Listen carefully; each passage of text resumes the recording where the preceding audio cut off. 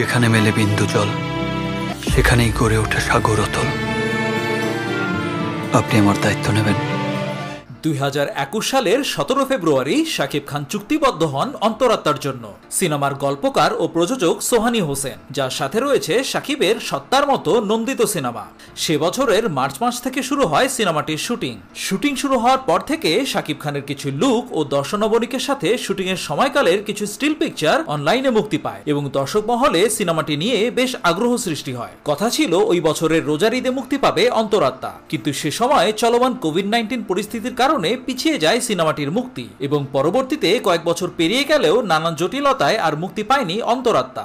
মাঝখানের এই লম্বা সময়টাতে শাকিব খানের ক্যারিয়ারে এসেছে বড় রকমের ইতিবাচক পরিবর্তন। প্রিয়তমা, রাজকুমার, দরদ আর তুফানের মতো বিশাল আয়োজনের সিনেমায় অসামান্য কিছু পারফরমেন্সের মাধ্যমে শাকিব খান নিজের এক অন্য ইমেজ তৈরি করেছেন। এখন আর শুধু শাকিব খানের জম্বি ফ্যানরাই না, বিভিন্ন শ্রেণীর নিরপেক্ষ দর্শকদের কাছেও এক পছন্দের নাম শাকিব খান, যার সিনেমার জন্য অপেক্ষায় থাকে দেশের সব শ্রেণীর সিনেমা প্রেমীরা। আসন্ন রোজার ঈদে মুক্তি পেতে চলেছে শাকিবের হাই ভোল্টেজ সিনেমা বরবাদ, যেটা নিয়ে দর্শকদের আগ্রহ তুঙ্গে। অতি সম্প্রতি সিনেমাটার সেন্সরশিপ সার্টিফিকেট পাওয়া নিয়ে যখন ঝামেলা চলছিল, ঠিক সেই সময়টাতে হঠাৎ করেই খবর আসে অন্তরাত্মা সেন্সর সার্টিফিকেট পেয়েছে এবং মুক্তি পেতে চলেছে এই ঈদে। 25 মার্চ সার্টিফিকেট পাওয়ার পর 26 মার্চ ভোরবেলা থেকেই টিজার মুক্তির মাধ্যমেই তড়িঘড়ি করে শুরু হয় সিনেমাটার প্রচারণা। ওই দিনেই কয়েক ঘন্টার ব্যবধানে মুক্তি দেওয়া হয় সিনেমাটার ট্রেইলার ও টাইটেল সং। সিনেমাটার ট্রেলার থেকে বোঝা গেল সিনেমায় শাকিব খান অভিনীত চরিত্রের নাম প্রথম, যার সহায় সম্পত্তি প্রভাব প্রতিপত্তি থাকলেও সে বড় একা আর ভালোবাসার কাঙ্গাল। তার এই নিঃস্ব জীবনে আসে রূপকথা নামের এক মিষ্টি মেয়ে, যে প্রথমের এলোমেলো জীবনে এনে দেয় ছন্দ। একসময় বিয়ে হয় প্রথম ও রূপকথার, কিন্তু তাদের সুন্দর সাজানো জীবনে অন্ধকার নেমে আসে এক তৃতীয় পক্ষের কারণে। ট্রেইলারে মূলত 3টি অংশ রয়েছে। একটা অ্যাকশনের অংশ, যেখানে প্রথম চরিত্রকে বিভিন্ন সিচুয়েশনে অনেক গোলাগুলি করতে দেখা যাচ্ছে। একটা অংশে উঠে এসেছে প্রথমের পারিবারিক অতীত ইতিহাস ও দ্বন্দ্বের কিছু চিত্র, এবং আরেকটি অংশে দেখা যাচ্ছে দর্শনবনিক অভিনীত রূপকথা চরিত্রের প্রতি প্রথমের আবেগ ও দুজনের মধ্যকার প্রেমময় সম্পর্কের কিছু চিত্র। আমার কাছে মনে হয়েছে এই তৃতীয় ব্যাপারটা, অর্থাৎ প্রথম ও রূপকথার প্রেম ও এই প্রেম ও বিয়েকে ঘিরে যে ড্রামা, সেটাই সিনেমার মূল আকর্ষণ হতে চলেছে।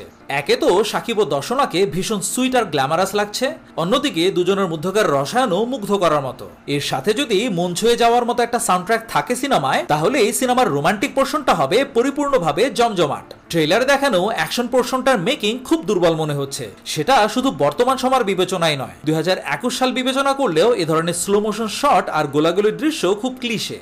টিজারে দেখানো পারিবারিক ড্রামার পোর্শনটা কেমন হবে সেটা নিয়ে আমি নিশ্চিত নই। যে ধরনের সংলাপ আর ড্রামার আভাস ট্রেইলার থেকে পাচ্ছি, সেটা হয়তো একটা সময় আমাদের সিনেমার স্ট্যান্ডার্ড অনুযায়ী দর্শকদের মধ্যে গ্রহণযোগ্য ছিল, কিন্তু বর্তমান সময়ে এসে দর্শক যে ধরনের সাবজেক্ট ম্যাটার নিয়ে সিনেমা দেখছে বা দেখতে চাইছে, সেই অনুযায়ী অন্তরাত্মার ড্রামা পোর্শনটা আমার কাছে বেশ ব্যাকডেটেডই লাগছে। একই কথা সিনেমার প্রোডাকশন কোয়ালিটি আর কালার কারেকশনের ক্ষেত্রেও প্রযোজ্য। শাকিব খানের লাস্ট কয়েকটা সিনেমার যে ওভারঅল প্রোডাকশন কোয়ালিটি, তার তুলনায় অন্তরাত্মাকে বেশ ফিকে লাগছে। আরেকটা উদ্বেগের কারণ হলেন সিনেমার পরিচালক ওয়াজিদ আলী সুমন, যার সাথে শাকিব খানের এর আগের দুটো সিনেমাই নকল। এছাড়াও তার অন্যান্য সিনেমাগুলো আহামরি কোনো সফল বা স্মরণীয় নয়, তাই তার ডিরেকশনের উপরেও খুব একটা ভরসা করতে পারছি না।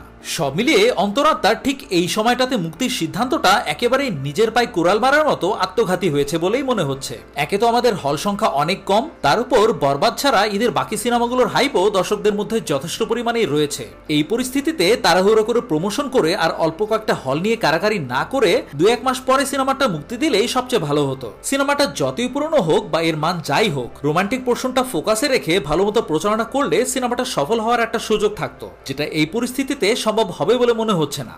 আমার কথা হলো, সিনেমাটা মুক্তির যদি এতই আগ্রহ থাকে প্রযোজকের, তাহলে এটাকে 4 বছর ধরে কেন জমিয়ে রাখলেন? কেন সিনেমাটার হাইপ থাকা অবস্থায় এটাকে মুক্তি দিলেন না? এ ব্যাপারে আপনাদের মন্তব্য কি জানান কমেন্ট সেকশনে। ভিডিওটি ভালো লাগলে লাইক ও শেয়ার করুন, এবং এই চ্যানেলে এরকম ভিডিও আরো দেখতে চাইলে এই চ্যানেলে সাবস্ক্রাইব করে আমাদের সঙ্গেই থাকুন। আপনারা সবাই ভালো থাকুন, সুস্থ থাকুন, নিরাপদে থাকুন। আল্লাহ হাফেজ।